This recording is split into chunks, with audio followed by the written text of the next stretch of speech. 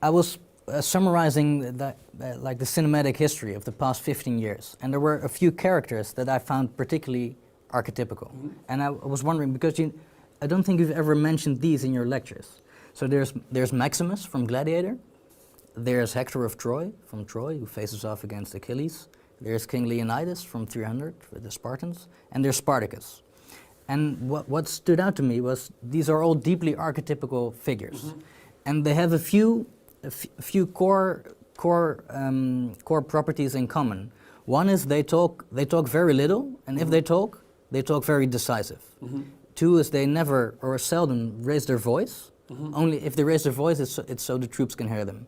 And three, I think that within these archetypes might reside the case, maybe the ultimate case for male monogamy. Because these archetypes that resonate so strongly with men, what they all have in common is that they're fiercely loyal to one woman alone. Right.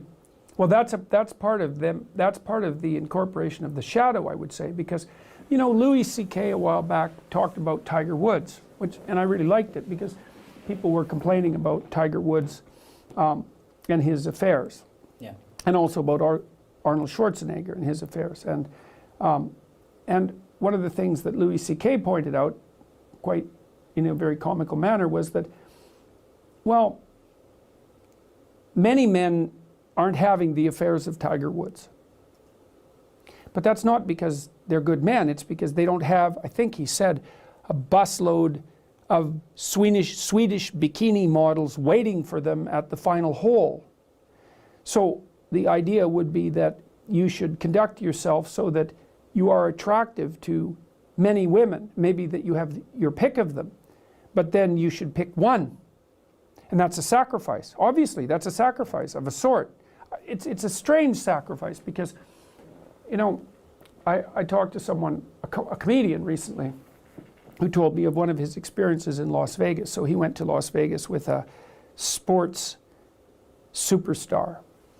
And they went to a party, and what literally happened at the party was one woman brought forward a small group of other women, all very attractive, and basically told the sports legend that he could just pick one of them and she would go home with him, right? And so that had all been arranged beforehand, and he said that he's been in many situations where something like that has happened. And I thought, well, you know, that sort of is appealing to the Hugh Hefner playboy 14-year-old fantasy that sort of gripped our culture from the 1960s onward. But imagine that you sleep casually with 100 women in a 6-month period, or a 3-month period for that matter, or a 3-week period. I don't care, pick your time frame. And you say, well, what, and you're ecstatic with yourself because you've been validated by this opportunity. And I'm not making light of that. It's not nothing to be attractive to women like that. It's really something to be attractive to women like that. But it isn't obvious to me that your choice to conduct yourself in that manner enriches your life and the life of other people more in any way than picking one person and actually having a relationship with them.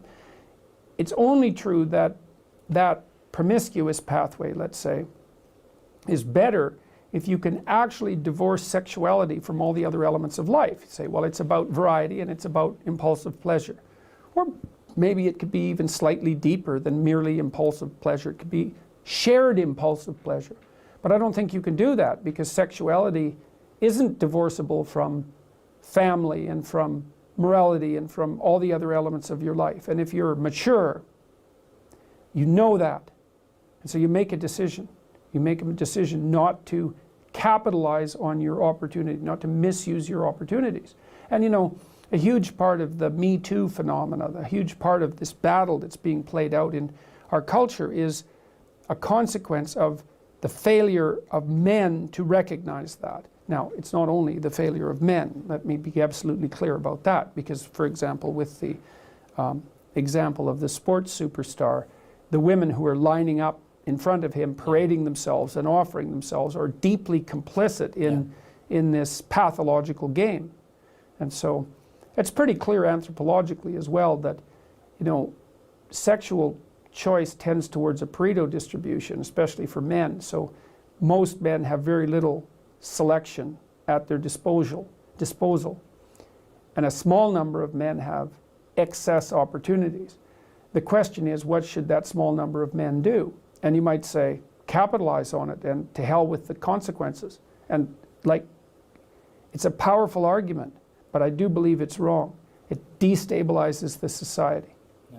And so, and I also don't think it does your soul any good, because the problem with treating other people as casual sexual partners, let's say, is that you also treat yourself that way simultaneously.